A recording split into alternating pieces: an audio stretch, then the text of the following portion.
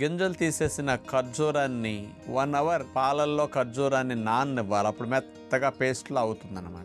మిక్సీలో వేసేసి మెత్తగా ఖర్జూరం పేస్ట్ చేసేస్తాం. ఒక నాన్ స్టిక్ పాత్రలో రాగి పిండి వేసి దోరగా 10 మినిట్స్ వేడెక్కనివ్వాలి. ఒక బౌల్లో ఖర్జూరం పేస్ట్ తీసుకున్నాం కదా, గ్రైండ్ చేసిన దాన్ని ఆ పేస్ట్ తీసుకుని వేసేసాం. బేకింగ్ పౌడర్, బేకింగ్ సోడా, గట్టి పెరుగు, వీటిలో రాగి పిండి మనం వేసేసాం. ఖర్జూరం ముక్కలు వేసాం, పాలు పోసాం. వీటన్నిటిని గరిటె పెట్టి రాగి పిండి కలిసేటట్లుగా ఉండలు లేకుండా చేసుకోవాలి. యాలకి పొడి కొద్దిగా పైన వేసేసి హ్యాండ్ మిక్సర్ తో మెత్తగా కలిపేసుకోవాలి. దీన్ని కేక్ ట్రేలో ఈ కేక్ పిండి అంతటిని మనకు కావలసిన షేప్ లో అట్లా సర్దేసి పుచ్చగింజల పప్పు చల్లేస్తాం. ఆప్రికాట్స్ ముక్కలను అట్లా వేయాలి. జీడిపప్పు ముక్కలు మధ్యలో అట్లా పైన డ్రెస్సింగ్ చేస్తాం. మందపాటి పాత్రను పెట్టి సిమ్ లో పెడతాం. ½ అవర్ సిమ్ లో పెట్టి మెల్లగా కాలనివ్వాలి. నేచురల్ గా కేక్ బేక్ అయిపోతుంది. పండుగ రోజున స్పెషల్ కేక్ తయారు చేసాం.